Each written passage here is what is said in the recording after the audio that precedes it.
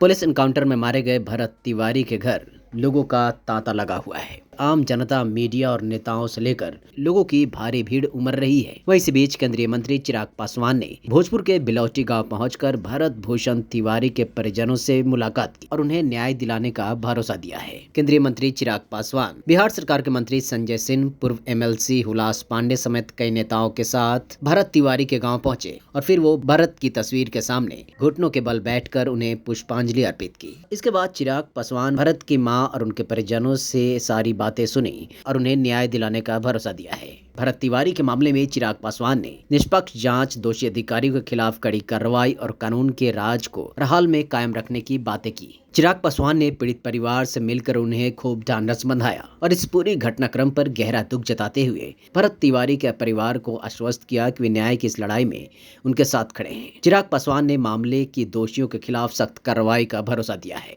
बता दें कि भोजपुर के बिलौटी गांव पहुंचते ही चिराग पासवान ने काफी भावुक होकर घुटनों के बल बैठकर मृतक भरत तिवारी की तस्वीर पर पुष्पांजलि अर्पित की। वहीं चिराग पासवान के सामने भरत की मां आशा देवी फूट फूट कर रोने लगती है, जिसके बाद चिराग पासवान उनके आंसू पोंछते हैं और ढांढस बंधाते हैं। चिराग पासवान पुलिस के इस एनकाउंटर को सिरे से खारिज करते हैं और प्रशासन पर कई सवाल उठाते हैं। भरत तिवारी के परिजनों से मुलाकात करने के बाद चिराग पासवान मीडिया से भी बातचीत करते हैं और पुलिस प्रशासन पर तीखा हमला बोलते हैं। इस घटनाक्रम को लेकर चिराग पासवान कहते हैं कि जिस बर्बरता से कुछ अधिकारियों ने भरत तिवारी की जान ले ली है, उसे किसी भी तरह से लोकतांत्रिक और सभ्य समाज में बर्दाश्त नहीं किया जा सकता।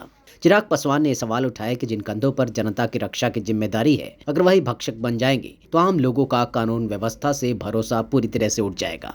वहीं कुछ खबरों की माने तो बिलौटी गांव के दौरे से ठीक एक दिन पहले इस मामले को लेकर चिराग पासवान ने केंद्रीय गृह मंत्री अमित शाह से भी मुलाकात की थी। खबरों की माने तो इस उच्च स्तरीय बैठक के दौरान चिराग पासवान ने अमित शाह के सामने भरत तिवारी एनकाउंटर का मुद्दा उठाया था और पीड़ित परिवार को न्याय दिलाने की वकालत भी की थी। वहीं इस एनकाउंटर को लेकर पुलिस के जो दावे हैं उस पर भी बातें करते हुए केंद्रीय मंत्री चिराग पासवान ने स्पष्ट किया कि घटना स्थल पर हथियार कहां से आए, यह निश्चित रूप से गहन जांच का भी विषय है, लेकिन जिस तरह से इस पूरी कार्रवाई को अंजाम दिया गया, यह एनकाउंटर पूरी तरह से गलत और फर्जी है।